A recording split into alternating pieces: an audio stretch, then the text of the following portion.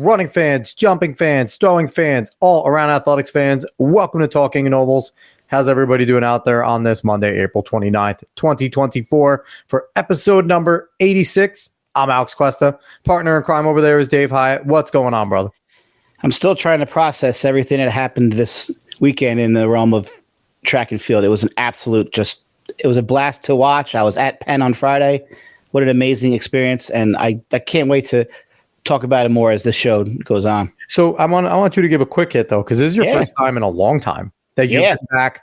You're back coaching officially and things like that. Yep. You put out a cool little video on social media that was like, I feel like I'm home. Like, what was that like walking back into Franklin Field and looking down and the stadiums and the whole entire, like the Jamaican section going crazy during the races and that battle of the world? Like, what was that like? Just, describe it from somebody who was there for a while, doing it for a while, couldn't do it for a long time, and then you're back into it. I mean, it's Penn. I mean, it's different. They've done certainly some things that are changed within the concourse, but once you walk out there, it's the same stands. I'm sure it's a resurfaced track, but it was a lot more. It seemed like ready to be televised. Like the infield had all, like, I don't remember it being that much advertisements in the past, but it was cool. I mean, we were there. I was watching a high school boys pole vault. The meet record was broken. This sophomore kid went 17 feet. I'm like, here it is. Back at Penn, just hearing the crowd of all the Jamaicans for all the 4x1s. It was just epic. It was amazing, Did you find yourself paying attention to the field events a little more after our amazing series that we just had? Well, I mean, I was definitely watching the vault. I was watching some long jump. We're kind of in the bleachers, and at Penn, it's a walk, to the shot, disc, and jab. So, but whatever was there on the track, I was taking it all in, and it was so awesome to I hope that anyone that watched it, like Flow Track and stuff, will see kind of the precursor of them trying to prep for Diamond League, because this is absolutely that high level meet that they're going to want to put on a good show for. So we'll get into that much more when we bring on our guests. But before we get going into there, if you like what you hear today, if you are watching on YouTube, if you are watching on X, first of all, thank you very much. We always appreciate that. If you're on YouTube, smash the like button. Click subscribe so you can get all notifications whenever on every Monday night at 9:00. And you can, if you're watching on X, give us a follow, give us a repost, retweet, whatever the hell you want to call it. And, let everybody know that we are on, tell your friends like, hey, Talking Nobles is on. Let's go. Let's hear some track. So we're excited for that. You can find us everywhere at Talking Nobles. It's very simple. So let's go search it. You'll see us there. I do want to mention, we just talked about, our series that we just had.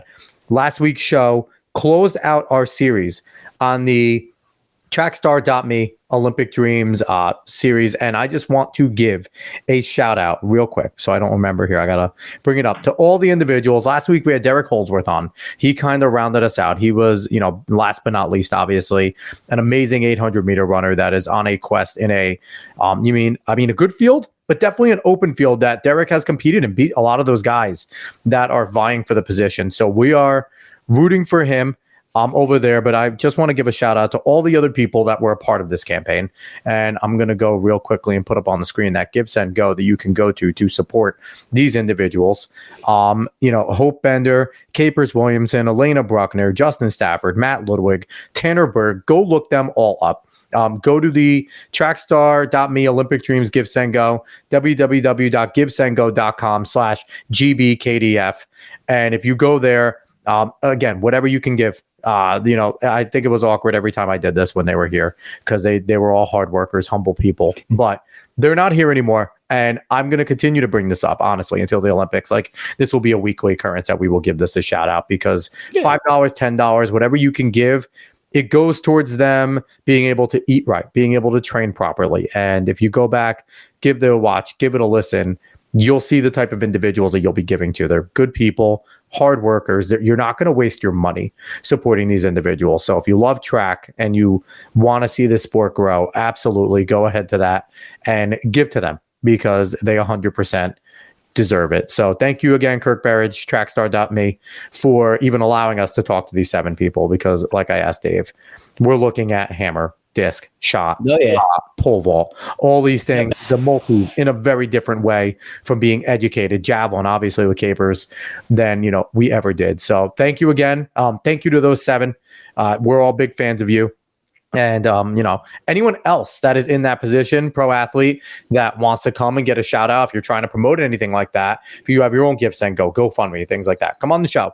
We'll talk about it and we'll try to shine a light. So with that being said, I want to jump into our show today because today we have an individual that, if you heard any of our recorded audios with him, this show might be Joe Rogan-esque 8 hours long because we track and field with this guy all the time. We're excited to have him on. We plan on having him on consistently, and you'll see his pretty face all the time soon.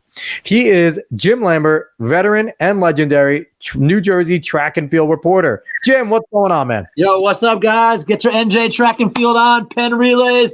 NJ cooking all weekend. One of the best Penn Relays of all time. Not just from Jersey, but just across the board. The pros showed up and threw down times.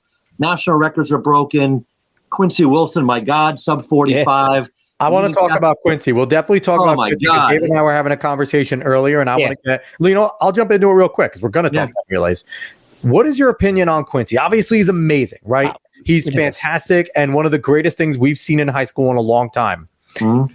My concern, is he racing too much? Is he running too fast?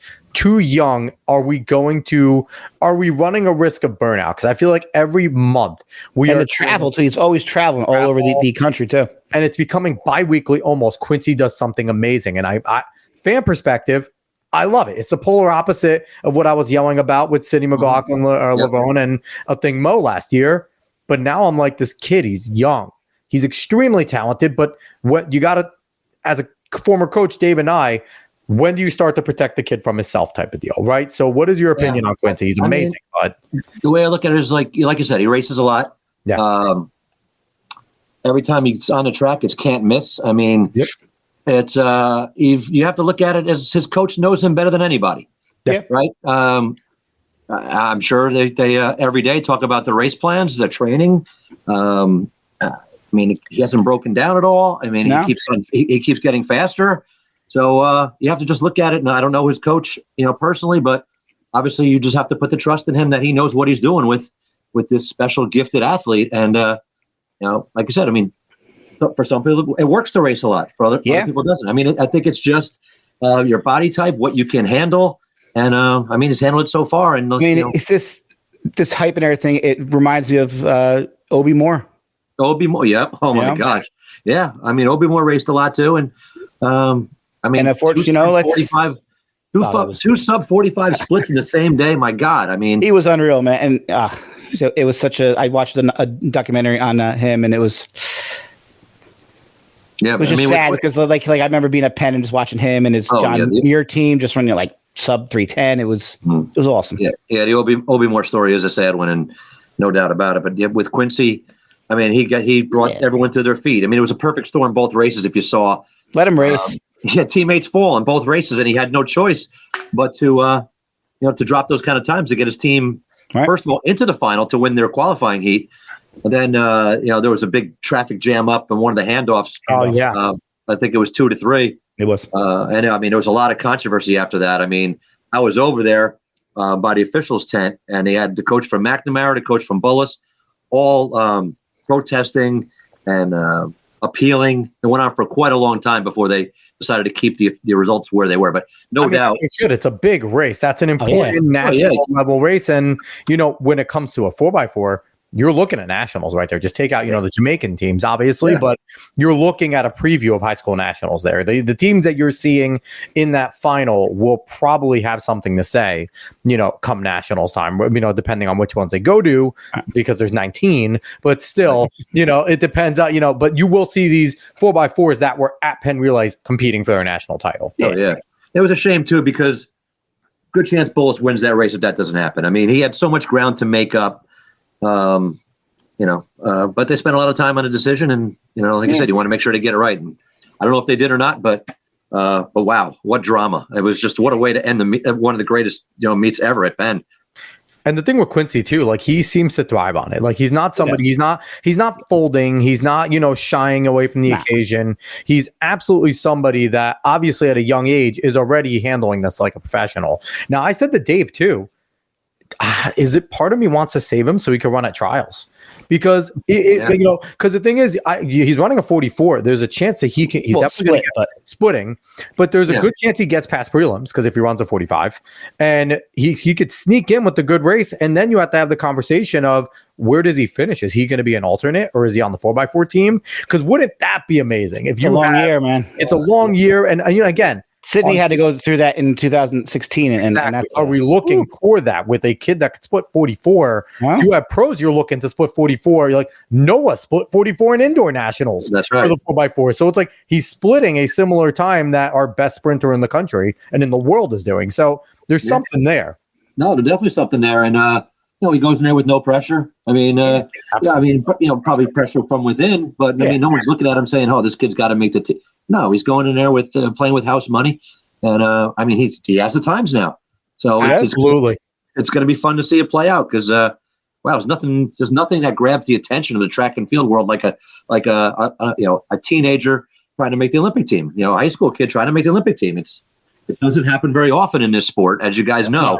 Yeah. So, when Sydney did it, it was like, wow, it's and look what's happened since then. So he's on that path. There's no doubt about it. When it was 46 seconds, everyone's like, that's great. He's amazing. Yeah. Then it was 45 and it was like, all right, this kid's going to be a monster. Then he splits 44 and it's like 44.37. It's like now he was high 44 either. It was like this kid's running pro level times. And so it's exciting. It is. So I love getting that out there. Now I want to talk about the New Jersey performances over at Penn Relays because New Jersey did some stuff. So Jim, give us some of your most, your standout Jersey performances, any surprises you saw. And Dave, you chime in too, because you were there as well. I'm the only one that wasn't there, but I want to hear from both of you, like what you guys saw and everything like that.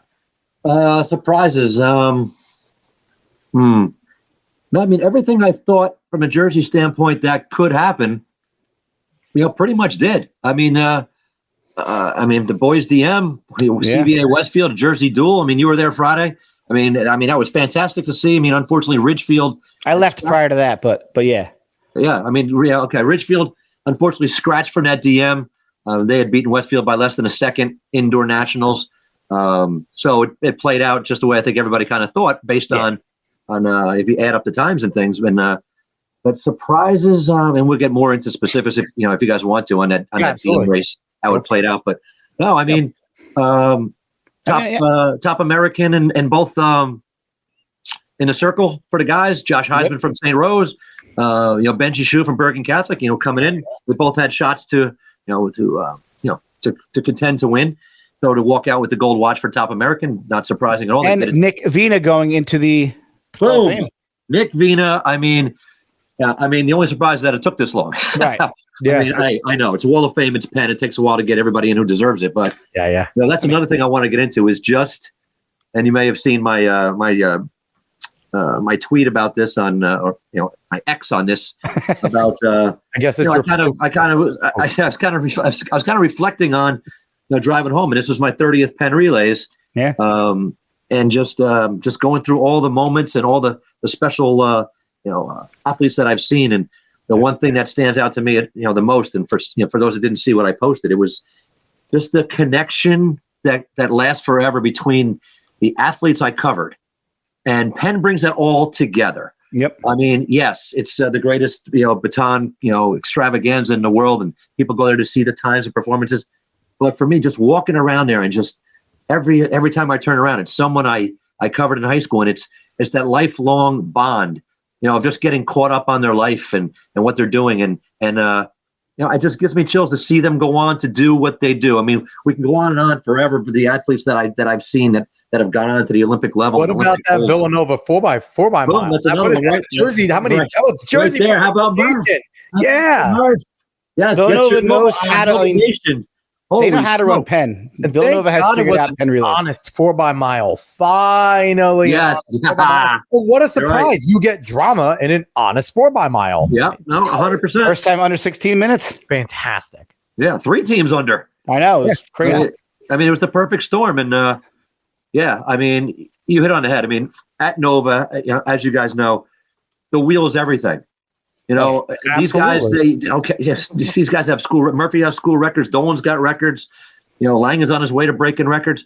This is what matters most to them. I mean, getting All-American finishes are great, but holding up that wheel, that's what it's all about. They're defending their backyard. They're defending their backyard. Nova's in Philly. Like that is their backyard. They are right near that little like pit of hell right there in Philly. Like Temple, UPenn, Nova. Like you can just go on. St. Joe's. There's that is Nova's backyard. They take great pride in being. Oh, they do. I mean, yeah. I mean, a lot of people might not like look at Penn to try to peak. Now, obviously, you have the championship season's yet to come, but they target this. They don't come here just to run fast. They come here to win and hold that wheel up. And to see 3 Jersey guys, Dolan and Liam in the DMR, and then to come back the next day with Marco Langen and Murphy. The next day. I mean, wow. I mean, Murphy's got 3 wheels now, and like I wrote about, it's hard to be considered a legend. At Villanova. And I mean, Murphy has 3 wheels now, all on anchor legs. I mean, his coach, obviously, O'Sullivan, Coughlin, LaCory. I mean, the list goes on of Ray Flynn. Holman. I mean, Georgetown. My mistake. I mean, he's become that guy where, I mean, he's just a hammer. I mean, when there's blood in the water, it's game over for him. And he's on the relays. He's just a killer. And, I mean, it's one of those things, right? There are certain things in sports where Duke and UNC, and it's like there's something like, I'm a Florida State fan, Florida State, Miami. It's like you can have absolute garbage year, but you come in and you do that, you're great. Nova, they target this. If they can come in and win that 4x mile, those 4 guys are probably still going to have great years, right? But they may not, even if they don't get to where they want to get to this year, they will look back and go, we defended our house. We got the wheel, and we are one of the fastest teams. It was the second fastest team in history in the 4x mile. No, I think the only team faster had 3 Nova guys on it. So exactly. I mean, 7 of the 8 guys on the 2 fastest teams ever are all from Villanova. It's unbelievable. I mean, it's remarkable, and to see and Dolan, he won last year too. I mean, he's got 2 wheels plus a high school wheel. I mean, he's on the DMR for Hopewell Valley. It still has the meet record. I mean, it's just it's pretty remarkable. But that goes back to what I was saying about seeing guys that you covered go on to do big things like that, and you see Langen get his first wheel. I mean, I think we all knew he had stardom written all over him. This is absolutely no big surprise. I mean, but Nova has 8 sub-4 guys on the roster right now. I mean, what is happening? Sub-4 is not what it used to be, and I don't know how, but it is not. But it's crazy. And lost in the shuffle in that race a little bit was Georgetown breaking the American record. Yep.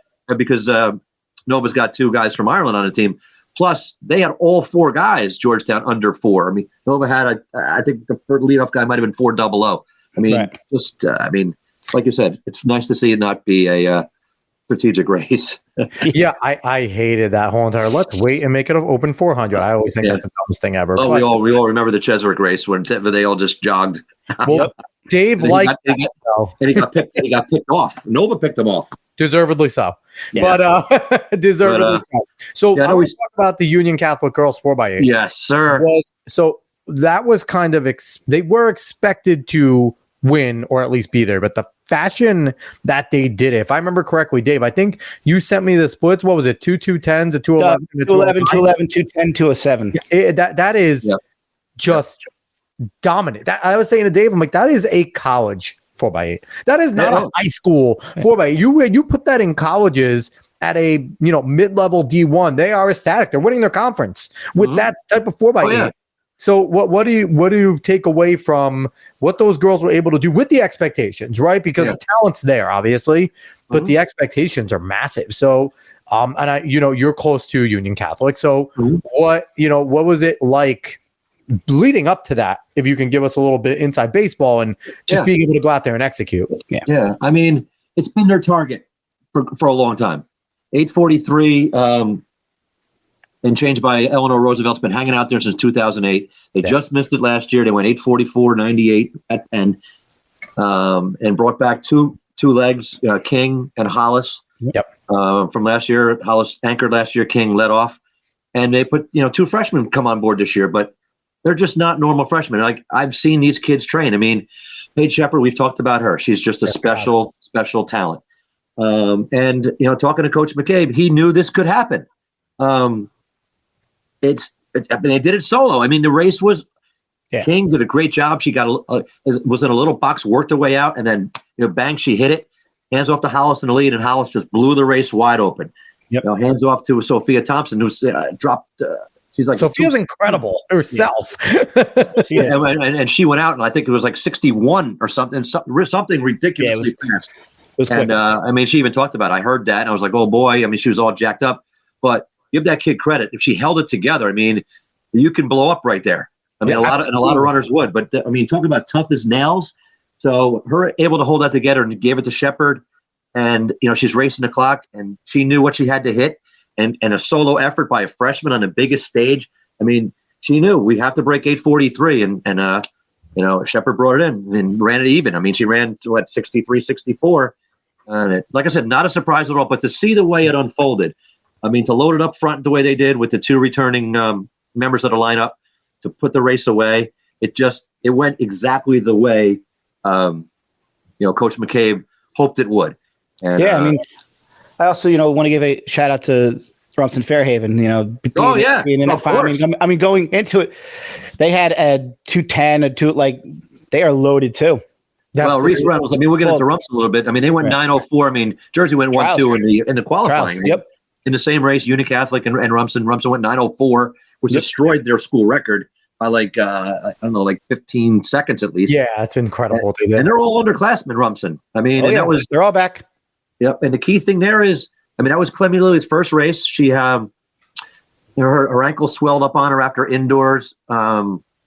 She broke her leg back in 2019, and she said this isn't some new injury. It's just kind of remnants of that injury from a few years ago. But she's fine, and you saw how she tore it up. And but the big news there with Rumson is Reese Reynolds Malone. Yep. I mean, this girl ran. Sophomore. Her third leg. She ran. She's a 2:24 runner from last year. Yep. And she dropped an open 2:10 a week before Penn. I'm like, my God. I mean, 14 seconds. Right. Beating Emma. Yeah. Yep. She did the week before. That's right. She did. And quick question for you. What do you think Paige's duel with Emma in indoor, how much did that prepare her for a moment like this? Right. And we could talk about Emma and her incredible, fantastic mile that she ran over there. But I just want to, from your perspective, do you think basically Paige dueling with Emma, not only in cross country, but also in indoor, prepares her for moments like this? Obviously, she's training with some of the best girls also in the state, right, every day at Union. And I want to give Peyton Hollis a shout out, former guest of ours, just being an absolute warrior and getting a wheel well-deserved for her. But what do you think that does for Paige, to be running alone there probably wasn't as hard as the things that she did already, right? So how much does that help? I mean, no doubt it helps your confidence. Here's someone that you lost to in cross country, came within a couple steps of knocking her off at Homedale Park. I mean, going into the meet a champ race, I mean, everything's a big confidence booster when you can you beat the defending champ. It kind of it makes you feel like, okay, I am ready to take that next step, mentally. Paige has run so many races on a national level before she got to high school. I mean, she's race savvy. We all know that. She's been training great her whole career. I mean, I think that just gave her the confidence to know, hey, I can, if I put my mind to something and work hard enough, I can beat runners who, that have beat me before, or maybe their PRs might be faster, and she ran that race perfect. She knows her strengths. She has a very big kick. We saw that was the difference at the indoor meet of champs. So she was able to to get Emma in the last 200, and she's a very confident runner. She knows what she's capable of doing, and I think you're just seeing that. I just think in maturity, it all takes time, and I like I said, I just think that just gave her the confidence that I can take down some of the big dogs out there. So going into Penn, I mean, that's got to be on her mind. Hey, I can do this. And I mean, she's run 2:07 before she got to high school, which is insane. So So yeah, I mean, she just has the whole package, and just all these big wins like this, just kind of further propel her into the next steps that she's going to take, which is going to be, can't wait to see what she does. Yeah. And speaking of Emma, I mean, let's give her some. I mean, yeah, absolutely, the fastest jersey time ever, the 12th fastest high school girl to ever run the mile on that track. Yeah, I mean, she really, history of the Penn Relays. Yeah, I mean, 4:44, and she was ecstatic with that. She wasn't happy with the way the indoor season ended for herself. She felt like she left a lot of, a lot of crumbs there, and at the end, it just didn't play out the way she hoped. And losing to Paige, as we just mentioned before, I mean, that motivates. I mean, hey, you know what? Yeah, of course. I mean, nobody wants to lose their title. Yeah. So that's gonna be interesting to see if they meet up again to meet a champs. In June, or if Shepherd goes the 8. I mean, she's got or what? I mean, and who knows with the meet of champions, who even shows up again? We're gonna have that whole dilemma again. Yeah. So, but with Emma, good for her to get that time. I mean, she's been looking for that. Amazing. Yep. She got right up there with the leaders. And the mental toughness it takes to rebound and come back from what she did. And, and Emma, again, another former guest of ours. She's just, she was amazing. It's very easy to, especially if you're a senior, high expectations, to have something like that occur. And it's kind of like, I already chose my college. I already know where I'm going. I can kind of pack it in. And she's hungry. So Colorado, man, you're getting, like we said it before, Colorado, you're getting a good one. I mean, I wish you would have went to like Rutgers or something, but man, Colorado, you're getting a good one. And you got to be ecstatic if you're the Colorado coach, seeing just her continuing to get faster and progress and do it in such a tough way. And to see all these times at Penn Relays, Franklin Field's track is oblong and weird. So it's like to see these times and then these athletes doing it is amazing at that track.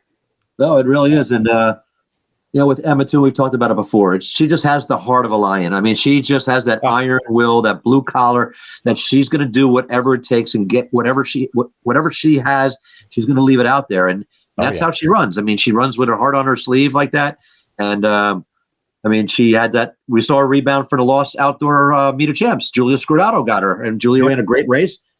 Picked off Emma, took her title away. What does Emma do? Bounce back cross country.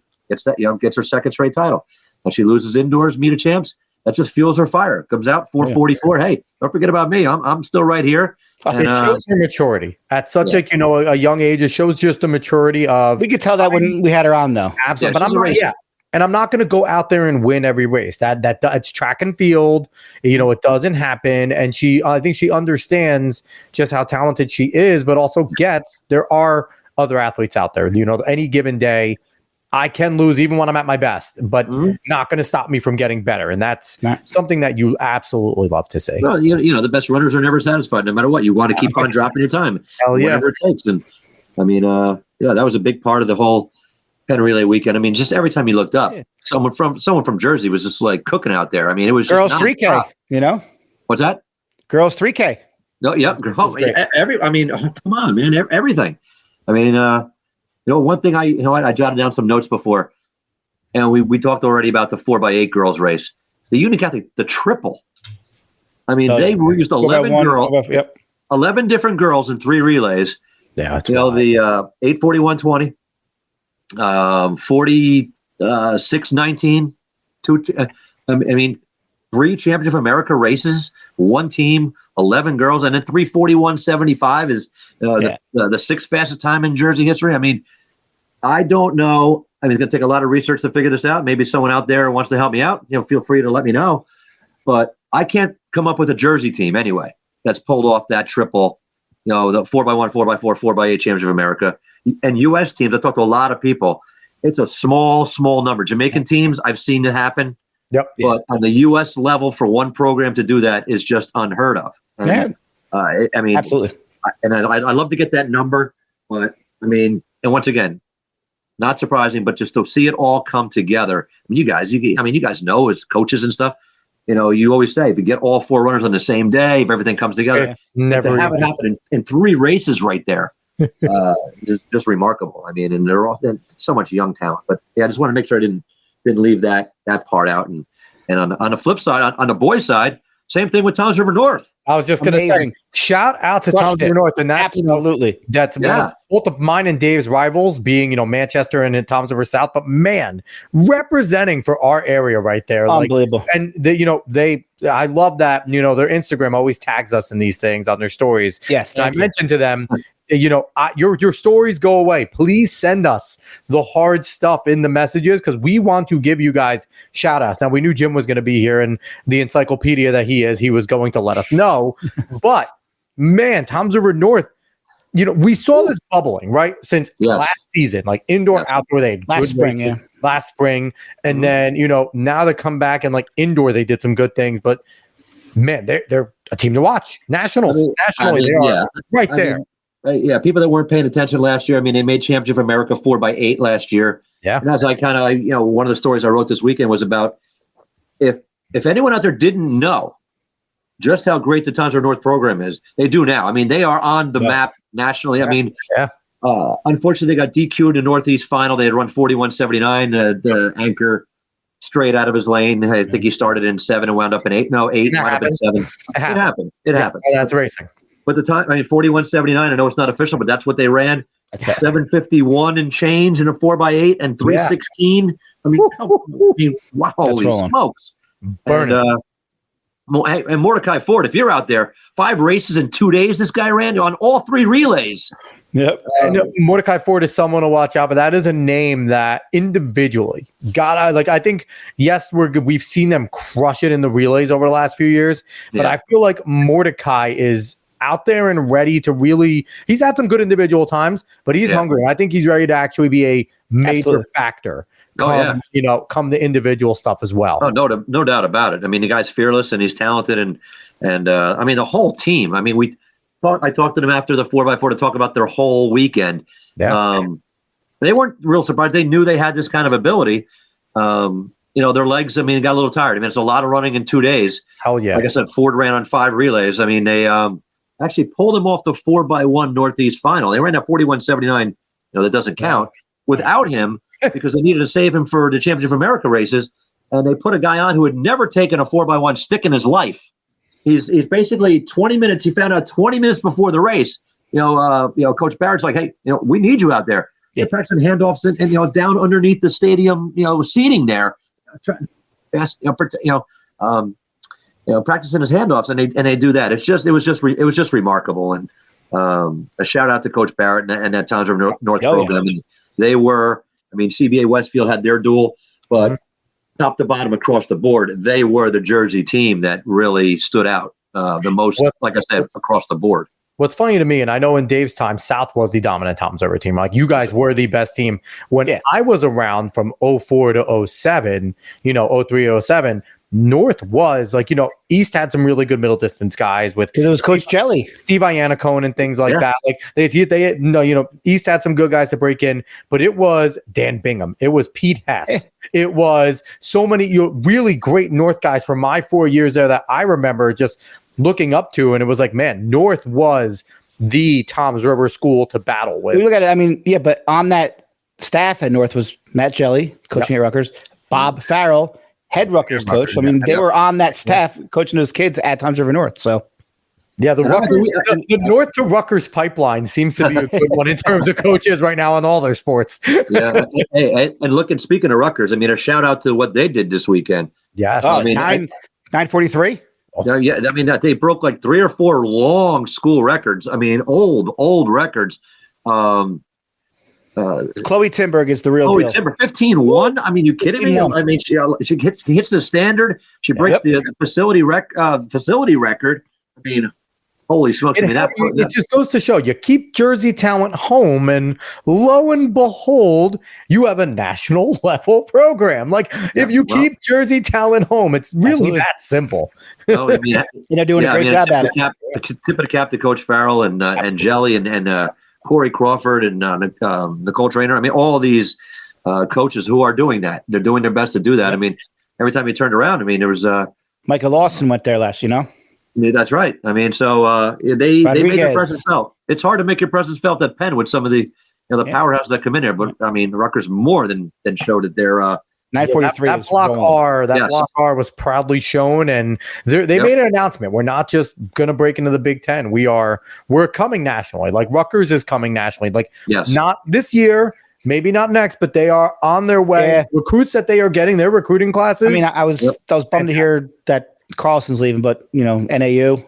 Yeah. I know.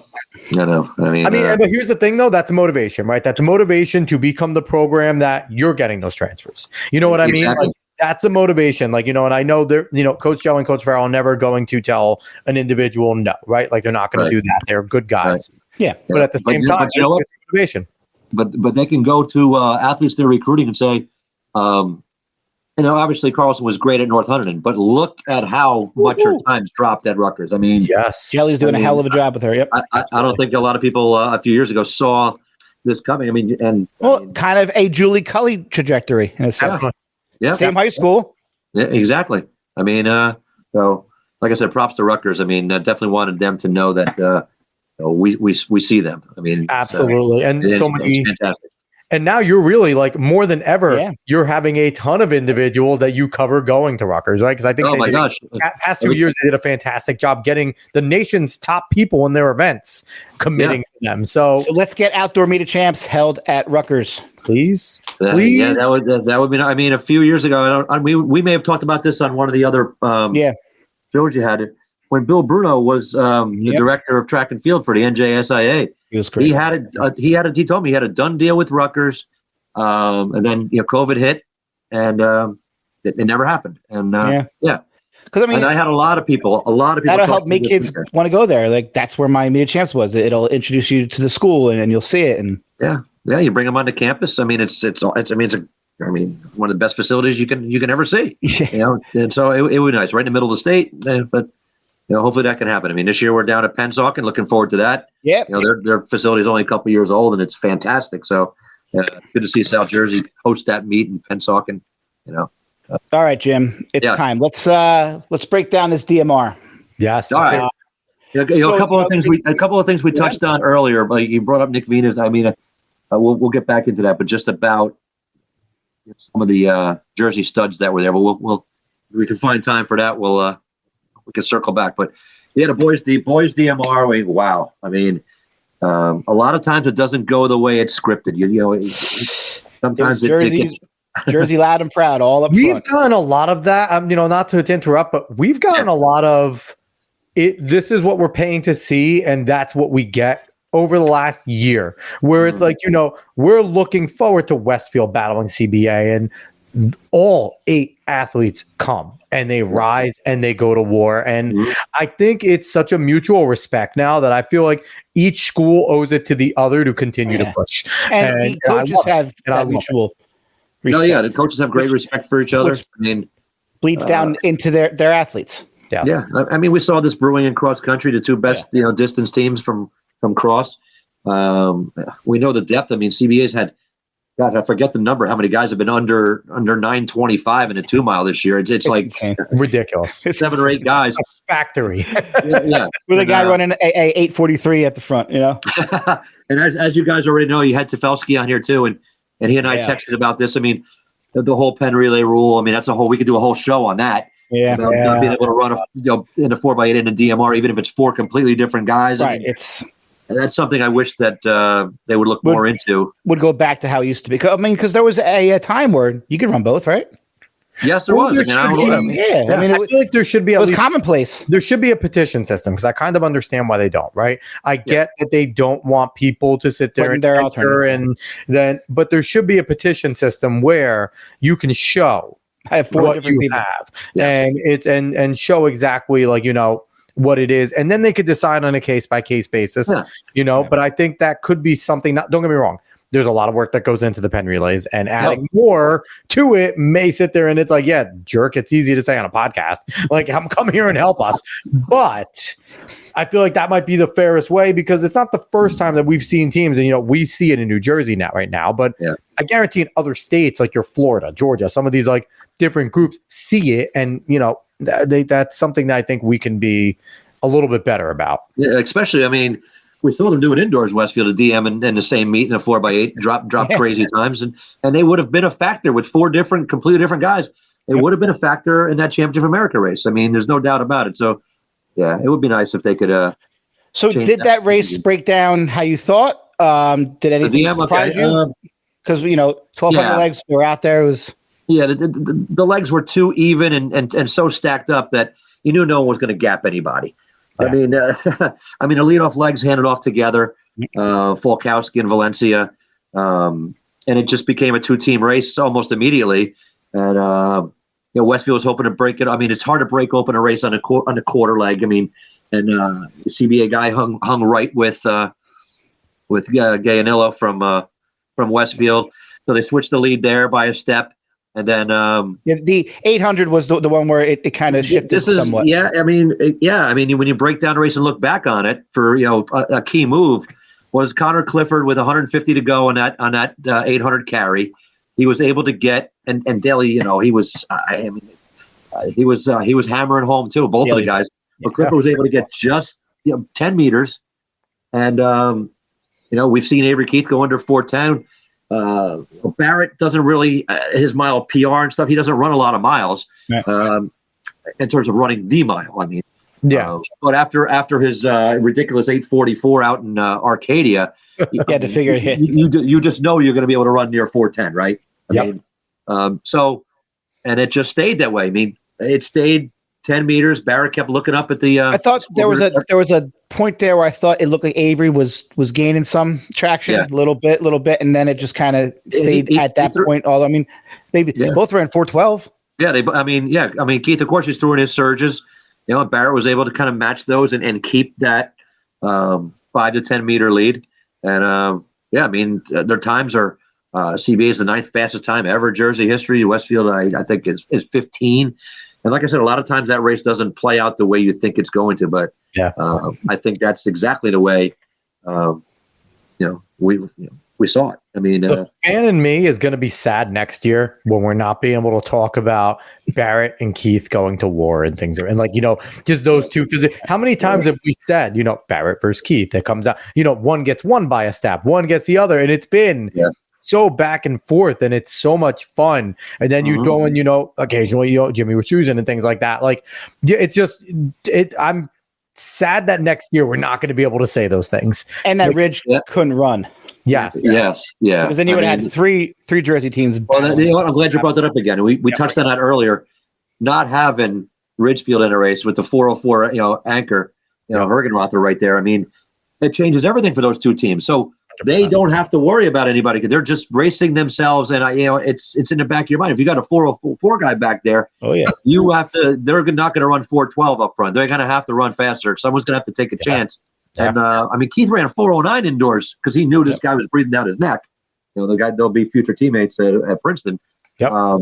That changed the whole race. They both knew it was going to come down to the two of them, and it's just a head up duel, CBA got the edge there, and hopefully we'll see them again. Hopefully, Outdoor Nationals. Hopefully it's a replay. So, yes. Go ahead. Go ahead. So I just want to quickly talk about something that we were talking about right before we went live. Eric the Bolt Holt. Yeah. 351 kicking there with Nagoose, and it was just. How that guy isn't sponsored, it boggles my mind because not only is he a great runner, but he's tough as nails. He never gives up, and he is just the greatest guy. Yeah, I saw him for the first time a few years ago.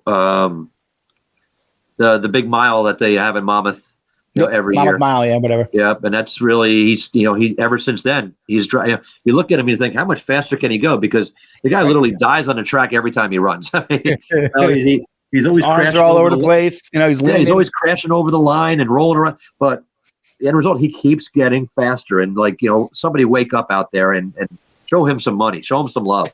I mean, we can talk about 351. He's right there, and he could represent the United States. I mean, he was everyone's dark horse last year, and now I think after that 351 now in April. I mean, he's right there. He knocked off some big dogs the other day too. I mean, he's not just running fast. He's a racer, like you said earlier. He's learned how to race and time that kick. I mean, he's just a how do you not root for the guy? I mean, he's everything that track and field's all about. Just a guy who just guts out every race and pours everything he has into everything. So there's a reason why he's holtable. There's a reason why, and that's not a fallacy. And like you said, how much faster can he get? I don't think sub 350 is out of his realm. Like, we are looking at an individual who absolutely can push, and he rises to the occasion, right? Like, he's a racer. He's a racer. He's not a time trial guy. So if the race calls for winning it in 354, he's going to go, race 354. But we saw here, he went out and he raced, and he never lost contact. He stayed in, timed his race. And, there are times where, you have Yaron Naguse there. And Yaron Naguse is, one of the top 3 milers in the world right now, top 3-4 milers. So there's a difference in what he's experienced as of late, as opposed to what Eric has in terms of quality of races. But this is such a great taste of the international competition and the way Eric's going to have to race against. And, you think Yaron Naguse didn't feel him breathing down his neck? He knows who he is. It's not like he's going to see Eric and he's going to look and say, I got to race. This guy's gonna come after me. So he's just always there. He's always in the mix. He is always. He'll always make a move somewhere to give himself a chance. Yep. Sometimes you see a race and a guy, doesn't make a move. They get caught at the back. They get boxed, whatever, and they just never engage. He doesn't hesitate. He doesn't let that happen. He gives himself a chance. He'll swing wide to go and start his kick. He'll swing wide. He'll have his kick. He does not care. Going close to the rail. Will happen. He'll muscle his way through. He's not the size, which is good. He's not a small runner. No one's fighting him, man. That muscle. No. That's right. He kind of reminds me of Nick Simmons in that sense, where no one was fighting Nick. Nick was like a brick, brick wall running there. Eric's a little bit bigger than most of your milers, so he can muscle around. That's right. Gosh, man, so much with Penn. Like I told you guys when we were texting earlier, we can go all night with Penn, and it still wouldn't do it justice. I know. I'm looking at my cheat sheet here, just names and stuff. I'm like, we haven't even talked about Layla Giordano, who won the girls discus. 167, I think it is. National champ last year. She's one of the best discus throwers in state history, and she's chasing Alyssa Wilson's 182 mark. Just what she's done. And talk about it. What doesn't get talked about enough sometimes is she's an all-state volleyball player. She's a 1,000-point scorer in basketball. She goes out and she's throwing 170 in a discus and 40 whatever in the shot. What an athlete! It's like Valerie Altman, the pro thrower. She's that's right. She does other sports too, and she's super fit. And that's a whole nother segment we could do too on allowing. That's a big thing now. Is everyone, parents out there, they see their kid might has a couple good line drives off the tee and T-ball, and that's it. We're going to batting instructor. That's all we're doing. Forget about basketball. This is it. I hate specialization in sports, and it's interesting coming from me or someone like Dave, where we're runners, right? When you're runners, you do 3 sports. You do it cross-country, indoor, outdoor, as distance runners, right? You're kind of as distance runners, you dedicate yourself to that, because if you do take off longer, that hurts, because you have to re-get that base, and but specialization is a necessity for distance running, right? It's not a necessity for baseball, for soccer, for basketball, for football, for any of these other things, because I think what we've seen is your best baseball players, especially, are individuals that were 3-sport athletes before college. You're Mike Trouts and you're all these guys. Like, your best players do specialize in other things, because it gives you abilities you're not going to get if you streamline in that sport. So we could do a whole entire, maybe we'll do like an outside the realm, like why every other sport should run track. Maybe we'll invite other sports coaches. Every other sport should run track. Run, throw, jump. That's a whole episode. Yeah, it is. Well, you'll get guys, football players, who say, "No, I'm just going to lift all year round." You lift and track.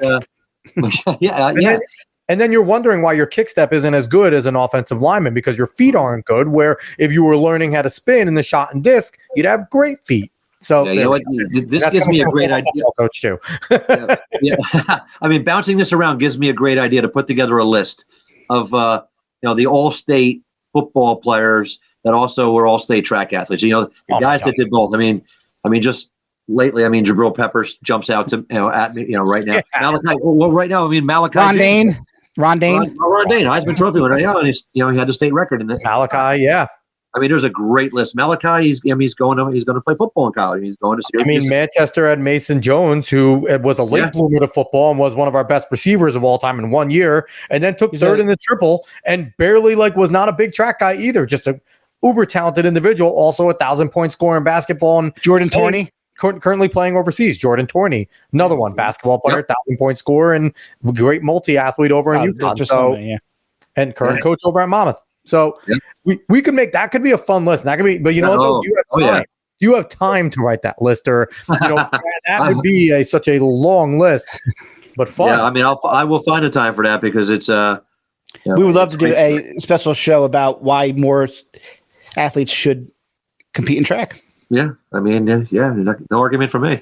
they all should. I mean, so anything else from Penn that you just really let's wrap. I want to give a quick shout out to North Bergen coach Ryan Rafferty dropping a 14:51. Oh, nice. 14:51, and his athlete Lilia Gordon also eighth in the 3K. Yeah, that's right. That's right. An incredible time. So to coach and athlete both representing. So put tie a bow around Penn Relays. Give us some of your final thoughts because we want to jump into more broader outdoor season outlooks. Real quick. I mean, one thing we didn't touch on was the 3 Jersey teams made the boys 4x8 Championship America race. Yeah, I mean, big shout out to West Orange, first time they ever ran on the big stage like that in the final. Cherokee running 750 in the final, and we talked about Townsville North. They didn't have their best race in the final. I mean, they had guys running they're running on fumes a little bit there, but 751 they ran to make the final. So wait, I go. What else did I not get here? Timber Creek girls Northeast 4x1 champ. They go 46 high in a 4x1. They went 346 and change in a Championship of America race. So Winslow girls went 346 in the 4x4 to win the Philadelphia area. I mean, keeps going. I mean, look at the 4x4. 341 Union Catholic. We talked about that. 2 other teams, 346. And Timber Creek, 46 point in the 4x1. And they were missing Chloe Jones, one of their top sprinters. And they still, they still leave all that kind of smoke on the track. So that's a big shout out to Timber Creek, Winslow. Man, who we not hitting here? I don't want to leave anybody out. Throws, jumps, man. I love it. Jim always trying to give you. You know, the funny thing is too, we'll get into the outdoor stuff and he'll start going, him. He did I don't want to leave it out. So we'll definitely he reminds me of that guy from 1977. I remember. Yeah, you can count on that. But I mean, speaking of Ron Dane, here he is. I mean, we alluded to this earlier, and I want to get a little just to kind of rewind a little bit. You threw out Nick Vina's name earlier, and that was one of my highlights of this Penn Relays and of all that I've gone to was. And I talked about the connection and the bond you create with athletes is, seeing Nick Vina go into the Wall of Fame. I mean, you look at that list of people that are on that wall. Absolutely. I mean, and they're the best of the best. I mean, this guy, what he did. I mean, only boy to ever win a shot 4 times. He broke the meet record numerous times, MVP twice, and outside of Penn. What's that? He's thrown over 70 feet more than any other high school thrower in history. There you go. I saw Nick, went up to the ceremony, talked to him, got caught up on things to see how he's doing. And hey, true or false, right now Nick Vina is coaching the high jump. I saw that. You read that? Interview. I was like, wow, coaching. And he is an assistant, I think, for cross country. And he runs Greystone, the Morris County course, all the time with the head coach at Morristown, his old coach, Paul Bucino. And he's a phys ed teacher, Phys ed teacher. He's still in Whippany.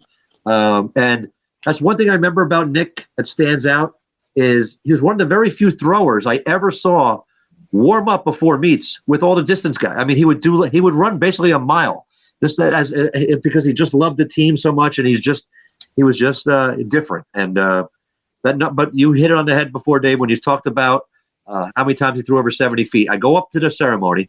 Nick's there with his family. He's got his plaque, the whole thing. And I said, Nick, the greatest stat of all time. And he just looked at me. He goes, 96. Yep. I'm like, you remember? He goes, I'll never forget. 96 times over 70 feet. Are you kidding me? Ridiculous. That is something. 4 away from 100. I mean, that's crazy. Yep. I mean, I just obviously that includes his series. It's not just it's 90. Obviously, it's not 96 meets. No. several meters. It doesn't matter how many times it doesn't matter. Do it. Right. Yeah.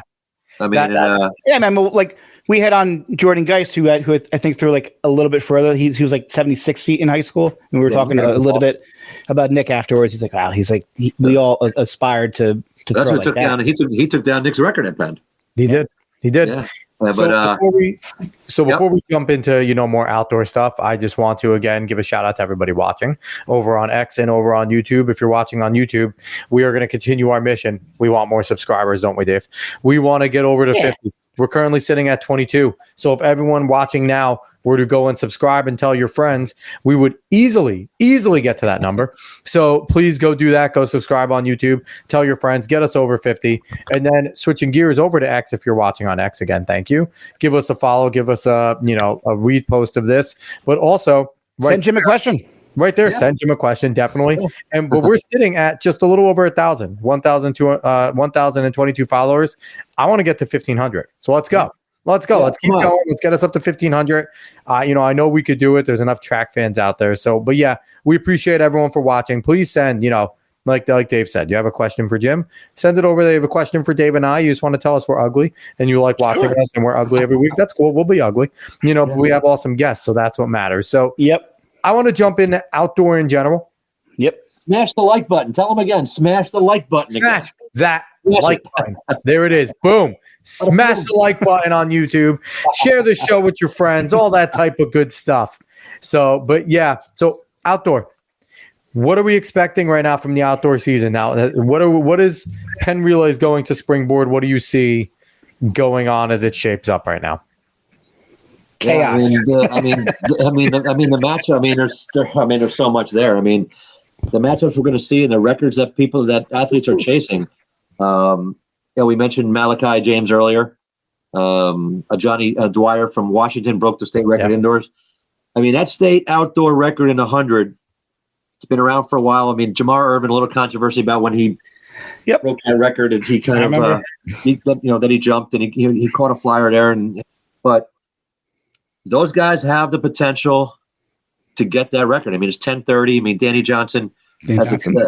Jamar Irvin has the record, but like I said, it depends who you talk to, whether or not they recognize it or not. But these two guys have the potential, to break that, to get under 10:30, which is just mind-boggling to think that we have a couple guys who are capable of that. But we saw what they did indoors. You and I, we all spoke, the three of us, before indoors, saying that was a possibility. Because it happened. But we never saw the matchup. They had raced earlier in some invitationals at Ocean Breeze, but they never got to meet up in the States or meet a champs because Dwyer had some hamstring injuries. Right. So hopefully that's all behind him. And James, he's already reached out to me saying, says, look out. He says he's coming for those records. So he wants to. The boys sprints are.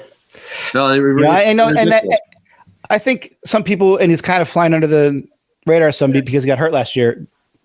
Cole Kremer from Southern Regional. He's he's right there too. There's a lot of depth.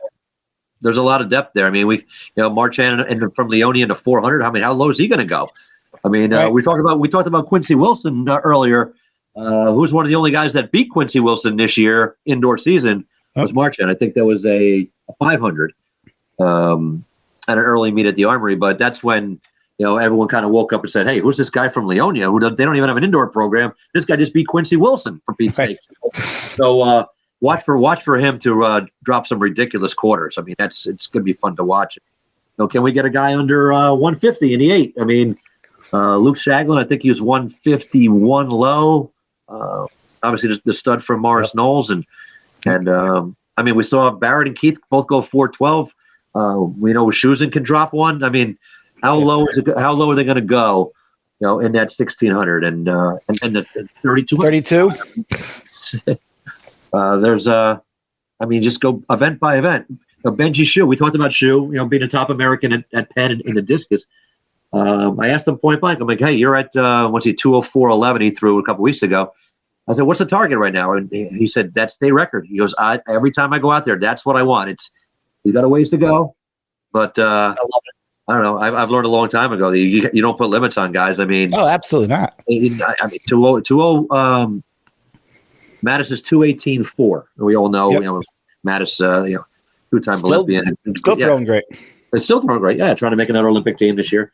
So the record watch, definitely. There's a lot of things out there, record watches. I mean, Josh Heisman, we talked about Vina. Vina, one of the greatest moments of all time in track and field history is, after the Thunder Rosa, incident at the Meet of Champs when the 32 got stopped in the, with a lap to go. People forget Vina was in the middle of throwing at that time. Yep. He came back. He came back on Monday, and the last throw of his career, Monday at Old Bridge. Not as many people were there, which kind of was disappointing because it was a Monday afternoon. 75, 10 and 3/4 on his last throw. Walks out of the circle with a new state record, and Josh Heisman and I were talking about trying to hit 70 feet. I mean, that's always the goal when you're a big thrower, and he's 67.7, I think, indoors. So watch for Heisman and that 70-foot mark, and he actually has to beat Luke Grodeska's school record. He's still has to get that first. It's 68 something, I think. So there's 67 something feet and no school record. Yeah. In the relays, I mean, Townsend. We talked about the 316. Who's gonna emerge? Where's that team that can challenge Townsend River North? And we need some other teams to get under 320. I mean, there were some teams right at the 320 mark at Penn, but someone will always emerge. I mean, yeah, someone is sitting there right now seeing that and salivating and going, why not us? Like individually, look what we're all doing. Why can't we put that together and, go, let's not let them walk away. Like New Jersey's too competitive of a state to just watch a team and just be like, let's just let them walk in and have it. Like that race is always a battle right to the line. I mean, no one's going to blow out. No one's going to blow that race out. Yeah. I mean, there's coaches, as you guys know, sitting right now doing their little add ups. Oh, I got a 48 guy. I got a 50 guy. Oh, this guy, he split 49-1. If they all can run what they've done at some point. Same time, we have a 316 team. And you're like, okay, I got a 152 guy, and what can I get him to run? Because he's not going to really, I got to wonder, what can I do? So can I drop an 800 guy down that can run, maybe a 50-pointer? As fascinating as the boys 8, 16, 32, I think the girls is just as fascinating because you have some people who can go into this race or that race, and it's crazy. Well, I mean, Jones from Timber Creek already opened up her season with one of the fastest 100 dashes times of all time. So I mean, she's capable of getting herself into that territory where she's going to be an all-time great. I mean, she won Meet of Champs last year. Her time she opened up with this year's games, I think it's 11:60 something. My God. So the sprints are strong. We talked about what the sprint relay teams did, and all these teams are loaded with sprinters. And looking at Taylor Cox, she won the New Balance national indoor title in the 60 hurdles. 13:10, it's out there. She's a junior. 13:10 is Dawn Bowles from back in 1988 from Neptune. All-time great. So that's something that she's chasing. I think she was in the 13:52 maybe last year. So that's something out there. We talked about Emma trying to regain her outdoor title. Will she meet with Shepard? The girls 8, 16, and 32. I mean, that's what you don't know. Who's Clemmy Lilly, we all knew. I mean, after outdoors last year when she lost by a step at the Meet of Champs, came back and pretty much owned that 800 at the indoor Meet of Champs. So we're going to see a lot of we just had Hollis and her teammate Sophia Thompson run 210s. Jamaica. There can be just a dozen or so runners going under 210. I mean, that race is going to be on fire. You know what I think might be one of everybody runs it. We talked about New Balance Nationals and the conflict there, so they're not all going to be there, unfortunately. Yeah. What I think one of my favorite things is, just like we talked about how like Barrett and Keith are constantly going at it, and they're two guys that they're not going to run away from each other just because they're in a 32, right, to try and win the other. In the same token, when it comes to Emma and Paige, they're not going to choose based off of who's where, right? Because that could be something where in the past you might have seen that, where it's like, okay, Emma's doing the 16, so I'll do the 32. They're not going to do that. They're going to sit there and look and go, Emma's doing the 16, I want the 16. Or Paige is doing, they're going to sit there and want to compete because I think in their eyes, it's there's other girls too. And there's other girls too. And I just think that we're going to see two, on the guys' end and on the girls' end, loaded races. And it's not going to take away anything from the other ones, but we are going to see these individuals want to sit there and be like, no, am the best in whether it's New Jersey or if they go to the same national meet. But it's like they are going to want to be able to stake that flag and walk away saying, I'm the best in my state. I don't have to say, there's no one not in my race. Like, and I am that. Don't count out the boys from Manalapan. Yeah. Yeah. I mean, getting back to what you said, Alex, the greats want to beat the best. I mean, Paige Shepard, there's no way she was going to run the 800 indoor. She lost the meet of champs in cross country to Emma. I want to race her. She's the best. She's the defending champ. That's what you do. That's what competitors do. So there's no that ducking kind of stuff going on. And you mentioned Barrett and Keith. We've mentioned Jimmy Wischusen. Kyvelos from Manalapan, as you just threw out there. Peyton Shoot. I wanted to make sure we brought up Peyton Shoot. I mean, he was a Foot Locker national finalist. I mean, so the depth is there for some of the all-time great battles. But like I said, unfortunately, they're not going to all play out the way we would hope because New Balance Nationals is a conflict. I mean, the throwers have no problem, jumpers, but the distance guys and teams that can go and win, relays. Nationals. I mean, Union Catholic. I mean, they have potential to win, several championships at New Balance Nationals. I mean, how do you pass up a chance to be a national champion? It's tough. It's a tough decision to make, but it's ridiculous that they have to make this decision every single year. It's not fair. It should never happen. And I'm going with that conspiracy. I am convinced that the NJSIAA wants us to go the way of the Tournament of Champions in basketball because they made it a stated thing that they do not want these types of final championships in their events. And, their whole entire reasoning was, well, the large schools benefit and they beat up on the small schools. But track is such a different animal, right? Because you can this is taking away that chance for that small school standout to go perform at the highest stage, and maybe they weren't getting that big offer that they wanted, right?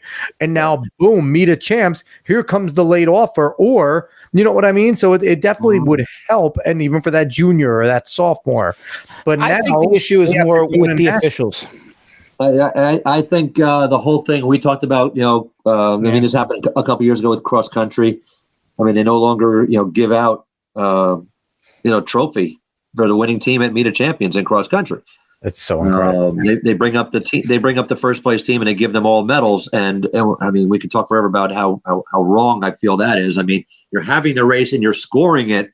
Yeah, and you can't just hand the trophy to the winner.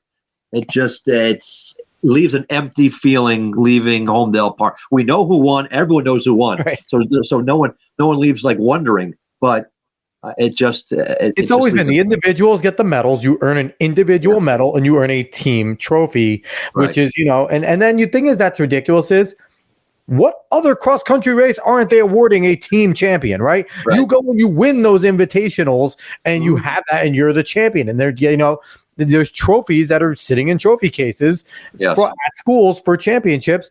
So why is it that they went all year winning these invites, right, as these schools, but now I get to the biggest stage and no trophy. I get a medal and I wasn't an individual placer, which is why you get medals. So it's backwards, the best way to put it.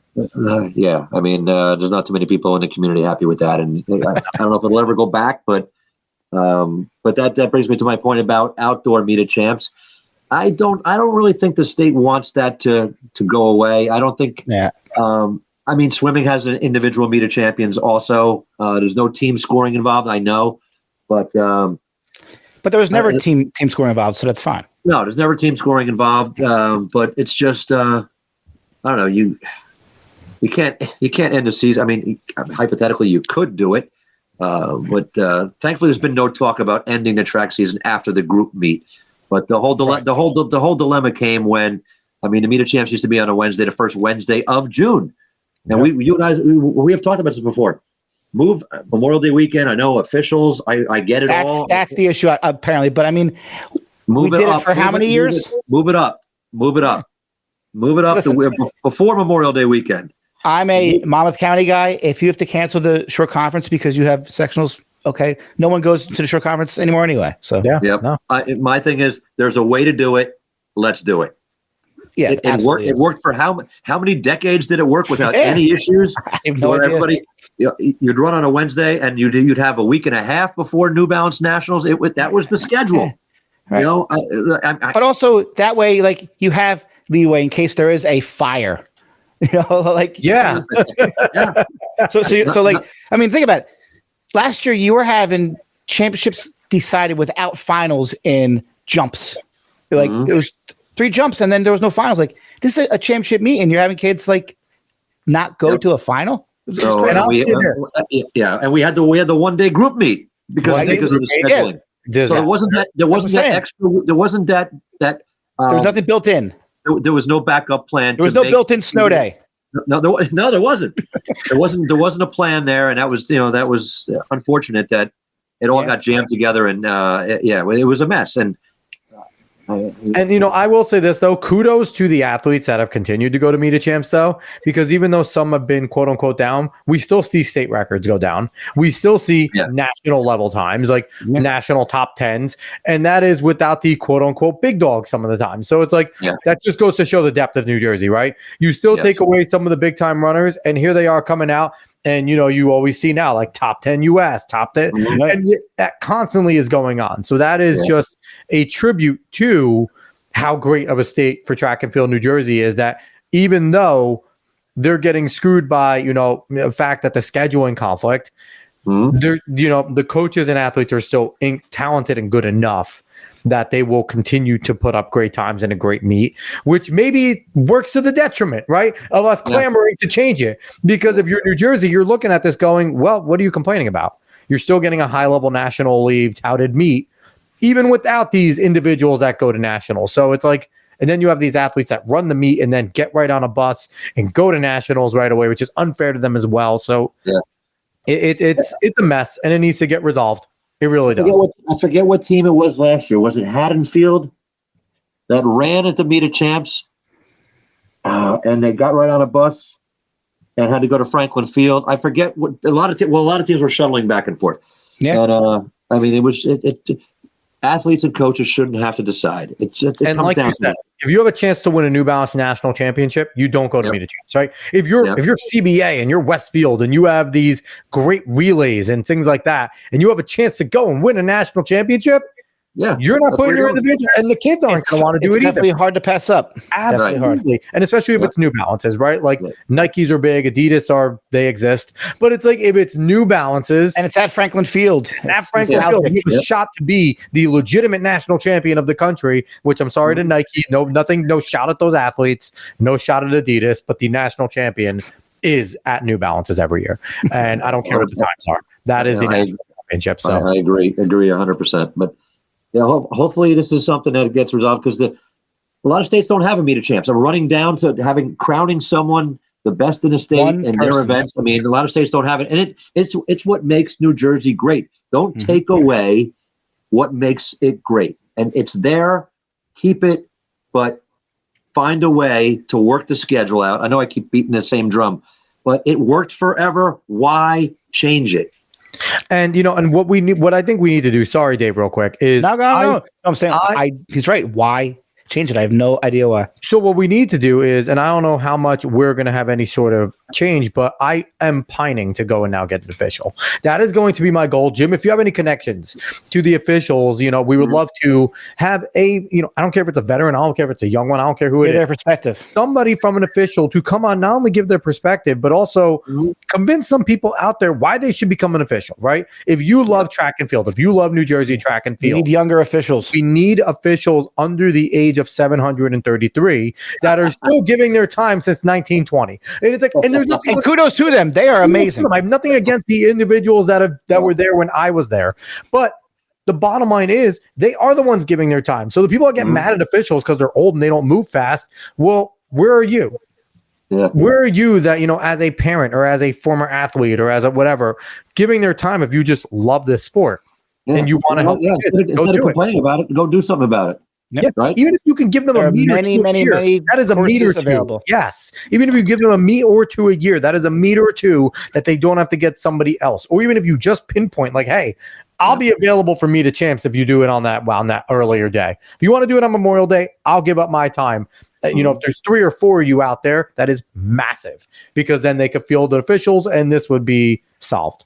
Yep. Null and void. I mean, I know, when I've talked to Al Stumpf, who was the outdoor track and field director for the NJSA, he gave me the stats one time on how many fewer officials there were over the last couple of years. And it's a big problem.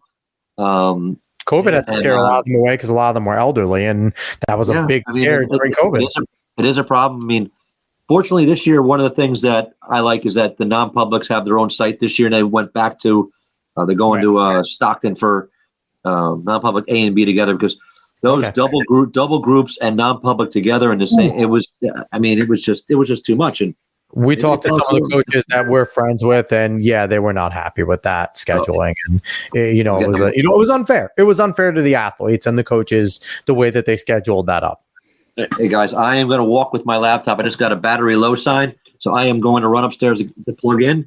But I'm going to keep this in front of me the whole time, and I'm going to negative split my way up the stairs. I love it. You're going to get a little look at the Dolphin Den on my way out of here. There we go. That's what I love. Live is amazing because we get things like this. So you got to check out the steps back there. Look, baby. Look at that. The stairway to the fish tank. Oh, this is incredible. We should have started a This is exclusive. All right. Just tripped over the litter box. I'm good. Tripped over. I'm good. No cats in my way. This is incredible. Okay. Here we go. This is the legend, the man, the myth, one of New Jersey's greatest track and field murders of all time, Jim Lambert. Hold on. Sprinting his way to a record from the basement to the deck. That is a record up the rickety stairs, over the kitty litter, through the hall, in the dark. Record time. I mean, there is an improvement. We don't have that. We don't have that Dolphins logo on the back anymore. So we have an improvement on the van. Anybody who wants to come challenge Jim to the obstacle course that he just went through, you have to trip over the kitty litter as well. Hey, while I'm in the kitchen, you don't mind if I heat up a little baked ziti and sausage that's sitting in the microwave, do you, real quick? I mean, go for it. It's awesome. Go for it. I'm not mad about that. That's amazing. Go heat it up. That is absolutely perfect. If you want your track and field and you want to talk track, you gotta have a full stomach. You gotta eat. Speaking of talking, we got a little pasta. You gotta get pasta for your workouts. So speaking of talking, we had our predictions for indoor that we haven't held you to, which is okay. But I want to get some predictions for outdoor. And I don't know if Jim is frozen there. Are you still there, Jim? There you are. Can you guys hear me? All right. Yes. I got you now. You're a little bit choppy right now. No boy. You guys, if you can hear me, it says I lost my connection briefly there. Can you hear me? You're back now. Can you hear us? Can you hear me? Yes, we can hear you. I think we're having a little bit of connection issues with Jim here as he went up to the kitchen. So I think it was the litter box that did him in. I think it was the litter box. So the litter box did it. Okay, I'm good now. All right, cool. So I think you are here. Your video is a little choppy, so hopefully we will continue. But I want to. So in that instance, we will wrap up a little bit here. I want for you, if you can give me 3 predictions for outdoor season. Now, we didn't hold to the indoor ones, but I'm going to write down these outdoor ones. So when we have you back, we can hold your feet to the fire. So as quickly as you can while we still have connection. Quickly as I can. Well, first of all, going back to indoors, I think I nailed them all. We need to go revisit that. I think I nailed them all. There was not 5 kids under 32. That's the only one. Okay, 4 out of 5. I was hoping you would forget that. You have 3 this time. 3. I want 3 for this one. Looking back, we got this. I nailed the state record indoors in the hurdles and the dash. Yes, you did. There, don't forget. Predictions for. Oh wow! I'm writing these down too. I have my phone out. I'm about to write them down in the notes app. So we're going to hold you to this one. And it's Jim's outdoor predictions. 2024. The state record in a 2 mile is going down. For men or women? For the boys, 8:44. Joe Rosa has it. His brother went 1-2 at nationals. 8:44. Right, because the 3,200 meter went down, right, but not the 2 mile. Exactly. Right? So it's 2 miles, 8:44. So. I mean, hey, I assume they'll run at nationals. They're getting a fast race. So between Barrett, 2 2 mile or 32? Which one? We're going to have a distinction here. 2 mile. 2 mile. 2 mile. New Balance Nationals. Record goes down. Do we count conversions? I think we have to. Yeah, I mean, that should be a 2 mile at Nationals, though. I mean, right. I mean, okay. So, like I said, if it's Joe Rosa 2 mile record goes down, that's one. Yeah, I mean, because if it's Barrett, I mean, he's not going to run to meet a champ, so it's going to be in the yeah. That's one. Let's see. I got one. There will be 7 to 8 girls under 210 in the 800. Oh, I'm going more. Yeah, okay. Yeah. What's your number? How many girls under 210 in the 8? That's a good one. Well, over under. I'm going over 10.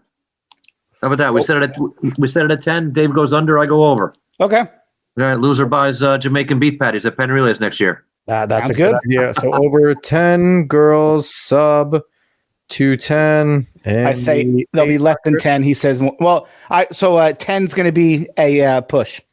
It's gonna be really tough because some of those open races aren't going to be fast and a lot of the top. Yeah, but you have all these races, like I know, like where I'm at now with like Angelina George, like she's going, running some trials of miles, and there's a lot of races out there for these people to there are. Like Eric Holt said, there's more than ever for you to find fast races now. So again, it's also how many girls are going out there to go do it. So it's like it's going to be interesting. So all right, I think 10 is a good number. 10's a good number. What's your final? Let's get something for field here. You got anything for the field events? Yeah, Shu's going over 210. He's gonna break this Sam Mattis's junior class record. I'm not gonna say he's gonna hit the 218.4 this year. How about girls disc? But in a disc, yeah, I think he's the 210 mark. And Josh Heisman, 70 feet, Josh. You're gonna hit it. It's gonna happen. You're only 2.5 feet away. It's going to happen. Alex, I see you're writing it down right now. We will come back here in a couple of months, and you'll replay it and say, bang, bang, bang, Lambert nailed it. So what we got here, Let's go. I'm going to write that down. So like you gave us 4 when 4 annoys me. So you're going to give me 5 because 4 is not a good number. So we're going to get to 5 now because 4 is just a number that does not look good on here. So I'm giving to you because you went over our agreed upon 3. But in typical Jim Lambert fashion, did you think he was not going to? Has more information than he knows what to do with. So we got 3 men and only 1 woman. So let's get a second one. Right. Let's look at some relay stuff. How about girls discus? The state record's 182. Giordano's at 170. Oh man. So maybe he doesn't have that realistically. I'll go for it. Girls discus record going down. Girls distance. Which one? All right, you're going to take that one. I'm going to take a relay. I'm going to take shuttle hurdles. 3 teams under 10. DMR. It's got to be his predictions, Dave. Yeah. What are you doing? Right now, he's got 7 predictions. I got like 3. I have 3. I'm only writing down Jim's because you can't hold our feet to the fire. We're the hosts. We're always. You can hold me. I don't care. Let's see. I got one 4x1. Ooh. The 4x1 state record is 45.50. The Montclair girls set it at the Penn Relays. They finished 3rd in a Championship of America race in 1998. That had the Barber twins on it, Aaliyah Williams and Chantel Coppage. That record's been out there a long time. And the Union Catholic girls went 46.07 already this year at the Blue Devil meet. We talked about Winslow. Timber Creek, 46 point. I think the record's going. I think finally that record's going. I think I like it. They both might even get close to there, but it's tough. I mean, even though it's you guys know, a half second in a 4x1 is a ton of time. But it really is just cleaner sticks. The time passes, right? Because you have we've had many teams in both the men's and women's side with the speed individually, right? Mm-hmm. But that is really, in terms of the relays, your team chemistry, your team unit, your practicing is the most important because, like you said, that 0.1 second on a stick pass that's better is the difference between the record and championship. So, all right, we're going to recap right here. So, Jim's predictions for 2024 outdoor season. First one, the men's 2 mile record, 8:44 Joe Rosa going down, and the usual suspects, I guess, of Avery,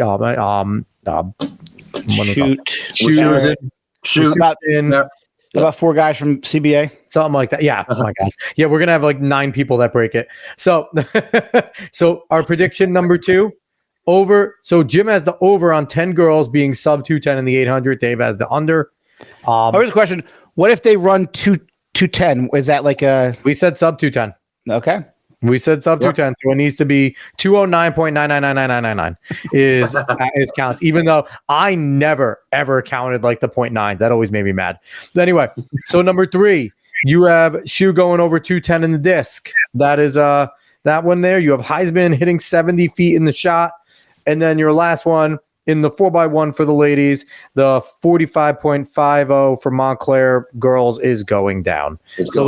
Those are some pretty good predictions. I like those, and I think that I'm excited to have you back. We'll have you back probably midsummer sometime when everything dies down, and we'll definitely do a XC Outlook plus. XC Outlook, yep. Where was Jim? We'll do a segment. Where was Jim right? Where was Jim wrong? Maybe we'll. I'll have a whole entire graphic I set. Where was Jim today? Where in New Jersey was Jim today? Instead of Carmen Sandiego? How many different places? And how many different places can I go during one podcast? It's like, you gotta hop in the living room real quick too, because my cat's banging on the door. But getting back to those predictions, if I had to put, oh man, it's my cat's around. Hey. And now Jim's yelling at cats. This is awesome. This is one of the best. It is. Yeah, you don't get this on live podcast too often. But my cat basically has a rabbit in his mouth out in the front yard. I got to take care of. But anyway, listen, PETA, don't cancel us. We are not here for animal cruelty. Hey, there's rabbits on the track and there's rabbits in my yard. What are you going to do? They're everywhere. So you wanted to add one more? I would say if I was a Vegas odds maker, if I could be Jimmy the Greek right here, Shu is my number one choice for most likely to happen of those. I just think that's lock. Like, okay. Yeah. Lock it up. I mean, FanDuel hasn't reached down yet to high school track, but if it had, I actually like the girl sub 210. I like the girl sub 210 one. That's a good one. That one is because be a good one. I mean, have we ever had a year where 10 girls were under 210? No. Damn, but the bar keeps getting raised, and in order to win these races, the big races, you're going to have to. Just to qualify for MOC, you're going to have to run 215. The thing is, you can have a lot of girls who are loading up for 4x8 relays at nationals that don't go to meet a champs that we know are sub 210, talents that we just never see them in a hot open race. Right. I want to give a shout out to a young lady that I think might get there, Sophia Day from Mainland. She's 212. So she's one of the people that, we've briefly talked to her on Twitter, but we're excited for her, and she's going to be one of those people. I think that's sub 210. That'll be exciting to see. So, but overall, so how about that? Just give me real quick. Give me a list of names for the girls sub 210 that you think. I mentioned Sophia. Who else? Who else? Day, Lily, Shepard, Zawadzki, Rose Malone from Rumson. Hollis. She thought the whole UC 4x8. King. Sophia Thompson. Once again, will they get in the race? George. I'm throwing out George. Angelina George. 211 last year. Who are we missing? Who was second in? How many we got? I don't see 10 yet, Jim. I was already over 10 names. I was over 10 names already. Oh, yeah. So there we go.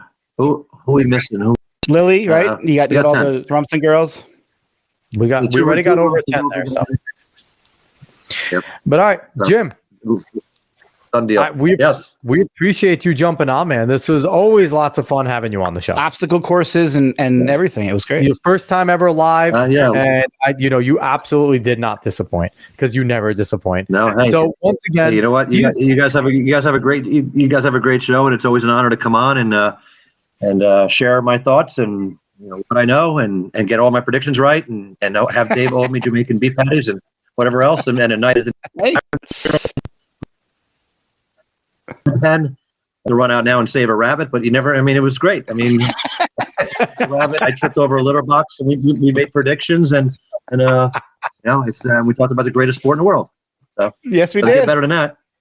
Nope. So once again, he is Jim Lambert. He is a veteran and legendary New Jersey track and field reporter, an individual that everyone in Jersey hopes to get a write-up from. So we always appreciate having Jim on the show. If you want to go, find Jim on X. You will see right there, Lambo2126. You want to find him on Instagram. You'll be jim.lambert.2126. And, of course, go support MileSplit. New Jersey MileSplit on X is at NJ MileSplit. And lo and behold, on Instagram, it is also at NJ MileSplit. You can find us on everywhere on the socials at Talking in Ovals. And again, we appreciate everyone that watched. We appreciate everyone that shared this, reposted this, everything. Continue to smash that like button. Continue to subscribe. Continue to follow. We are on our quest to get to 50 subs on YouTube and get to that 1,500 mark on X. So we will get there. And lastly, before we go, one more shout out for the Olympic Dreams Give Send Go. Those athletes are amazing. They're great people and they deserve it. So give whatever you can give there. And we will continue to tout that up until Olympic trials. So once again, everyone, Dave, anything else before we get out of here? It's always a pleasure talking with Jim. I mean, his knowledge is endless. And, just the passion that he brings, not caring that it's live. He wanted to plug his computer back in and continue on with the show.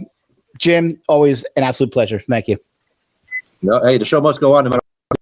You got to do what you got to do, right? I mean, it's a pleasure coming on. We'll see everybody around the track. And if you see me and haven't talked to me, make sure you stop by and see me at meets and stuff. It's all about, like I said before, you're creating these connections and bonds and writing about all the great athletes in the state. So there's nothing better. Like you guys, I'm on live right now. I've got to get the rabbit. I'll get it. All right. Now the wife is down chasing the rabbit. Get that rabbit, Jim. The Lamb fam here in Penwood. All right. Get your NJ track and field on, everybody. See you guys around the track. Guys, I love you guys. Love what you do. We'll keep on doing it. Forever. Yep. All right, Jimmy. See you later, Jim. All right, cheers, guys. So once again, all right, see you guys. Once again, we're Talking Ovals. You can find us everywhere. We'll be back next week for episode 87. More great guests, more great times.